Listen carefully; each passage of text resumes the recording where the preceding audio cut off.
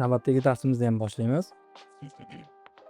Bu darsimizda database bilan, ya'ni backup olish, zaxiralash, nusxalash bo'yicha tajribalar qilamiz. Xo'p,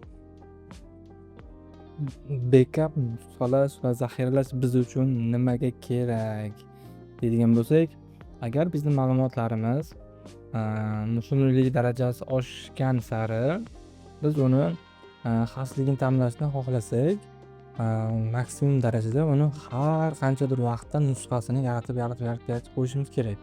Misol uchun, force majeure holatlari bo'lib, serveringiz kuyib ketib qolishi mumkin, yonib ketib qolishi mumkin. Lekin ma'lumotingiz muhimlik darajasi juda ham yuqori bo'lganda, server yonib, kuyib ketib, portlab ketgan holatda ham siz agar nusxalab boshqa serverga yuklab qo'ysangiz, har qanchadir vaqtda siz ma'lumotlarni tiklab olishingiz juda ham oson bo'ladi. Yoki qanaqadir hakkerlar hujumi sababdan ma'lumotlar o'chib ketsa, yoki yana qandaydir ko'ngilsiz holatlar sababdan ma'lumotlar o'chib ketganda, biz u ma'lumotlarni juda ham oson tiklab olishimiz uchun doimiy tarzda nusxalab, zaxira nusxasini yaratib borishimiz kerak. Odatda ham bu imkoniyatlar juda ham zo'r yo'lga qo'yilgan. 2-3 ta knopkalar yordamida biz nusxa olsak bo'ladi va nusxamizni qayta tiklasak bo'ladi. Hozir buni ko'rib chiqamiz. Qani ketdik bo'lmasa. Dasturimiz ishlayapti. Oxirgi marta down qildim mana. Xo'p, endi menga database managerga kirish kerak. Database managerga kirishim uchun web database managerga linki orqali, misol uchun manzil orqali kirsam bo'ladi bemalol. Va yana bir e'tibor berishimiz kerak bo'lgan joy bor. Mana bu yerda admin password, ya'ni database managerda bizdan tashqari yana kimdir bu yerga kirsa, ma'lumotlarni osonlik bilan yuklab olmasligi uchun, misol uchun foydalanuvchilarning ruxsat bo'lib qolishi mumkin yoki hakkerlarning ruxsat bo'lib qolishi mumkin. Ular ma'lumotni shunchalik osonlik bilan qo'lga kiritmasligi uchun bu yerda parol qo'yiladi. Men misol uchun backup bosganimda parolni xato tersam, yuklayman desam, menga xatolik xabari chiqadi. Siz parolni xato kiritdingiz, ma'lumotni yuklab ola olmaysiz nusxasini degan ma'noda xabar chiqdi.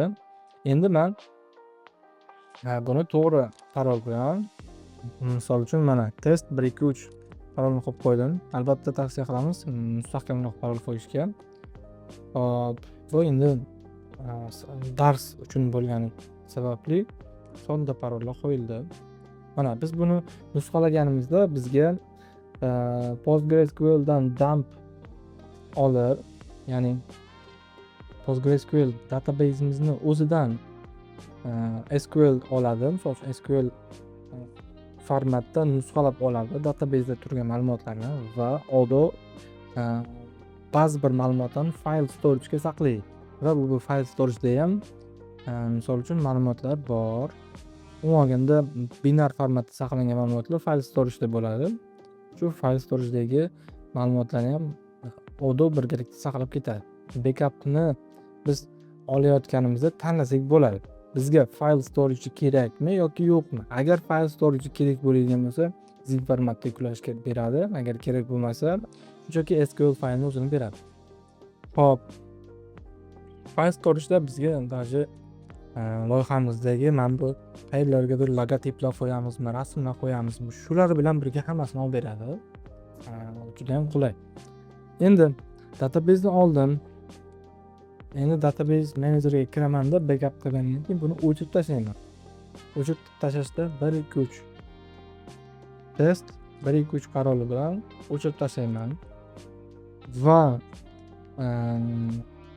sahifaga qaytaman. Hech narsa yo'q, xatolik beryapti menda. Misol uchun men bu yoqda уже ma'lumot ham berdi. Menda terminalda xatolik xabari chiqdi. Xatolik xabaridan ko'rishimiz mumkin. Shu to-do database mavjud emas degan xatolik chiqdi. Agar men terminalni qaytadan tushirsam, Odoo database'ni yana qaytadan yaratyapti. Nulovoy holatda. Nulovoy holatda deganda tizimni birinchi marta esingizda bo'lsa, qanday ma'lumotlar bilan ochgan bo'lsak, hech qanaqa ikkitagina demo yuzeri bor. Misol uchun Michel admin bilan yana qanaqadir yuzer bor edi va hech qanaqa dasturlar o'rnatilmagan. Bizni modulimiz yo'q edi bu yerda. Modulimiz o'rnatilmagan edi. Modulni ichida hech qanaqa rekordda yo'q edi. Mana shu holatda hozir bizga database'ni boshlang'ich holatida olib kelib berdi, nol holatda. Qani buni tekshirib ko'ramiz.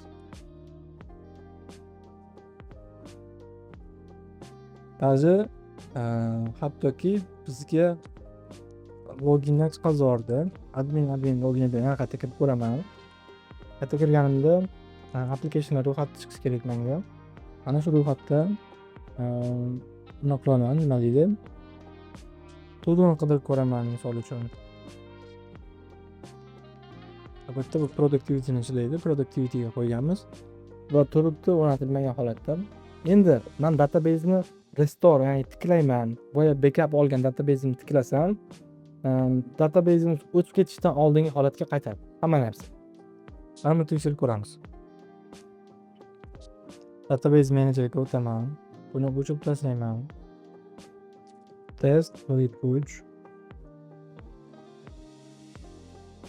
O'chirgandan keyin bir narsani e'tirof berishimiz kerak. Database yo'q bo'lganda tizimimiz umuman ishlamaydi. Uchun nolov holatda bo'lsa ham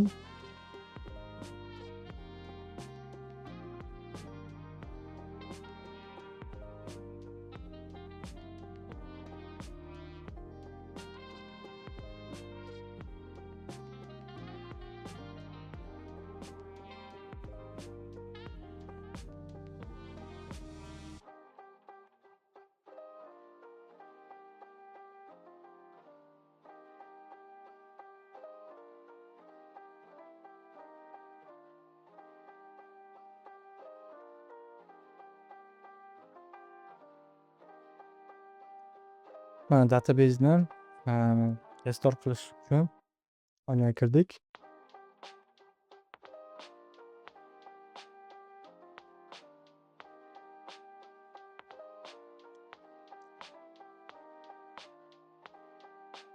Database already exists degan xatolik chiqdi menda. Bundan ko'radigan bo'lsak, PostgreSQL bilan hozir ishlaydigan joyimiz bor ekan. Yana nima desak bo'ladi buni? Database bazada mavjud bo'lsa, qayta tiklay olmayman degan xatolik beryapti. PostgreSQL dan kelyapti bu narsa. PostgreSQL dan hozir biz bu database'ni o'chirib tashlaymiz. To-do degan database'ni.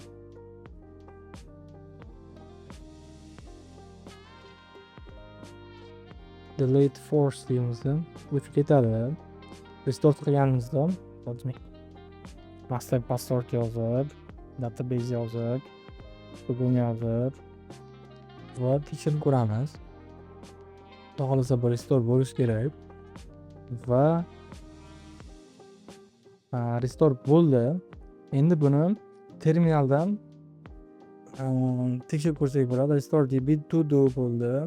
Restore managerda markazida bo'ldi. Endi buni mana bu yerdan biz database'ni yangilab, misol uchun to-do'ga qazib, database'ni to-do'ni ishga tushirishga biz boshqa degan database'dan ishga tushirayotgandik. Endi to-do degan database'dan ishga tushiryapmiz. Loyihamizda va ko'rganimizdek to-do va loyihaga kiramiz. Login parollarni teramiz.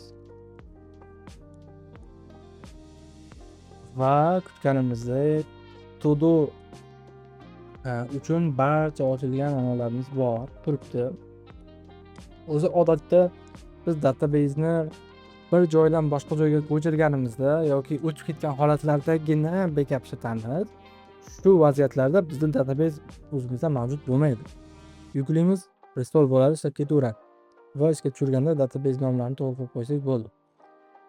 Shu narsa bizga yetarli bo'ladi. Xo'p, bugungi darsimizda o'rganadigan narsalarimiz shular edi. Database'ni restore qilish va bekap qilish, buni foydalanish, qanaqadir nyuanslar bo'lsa, ko'rish bu narsalarni. Agar sizni serveringizda, misol uchun hozirgi aytgandek, database mavjud bo'lmasa, judayam muammosingiz chiqib ketadi, xudo xolasa. Salomat bo'lasizlar. Hammaga rahmat. Keyingi darslarda ko'rishguncha.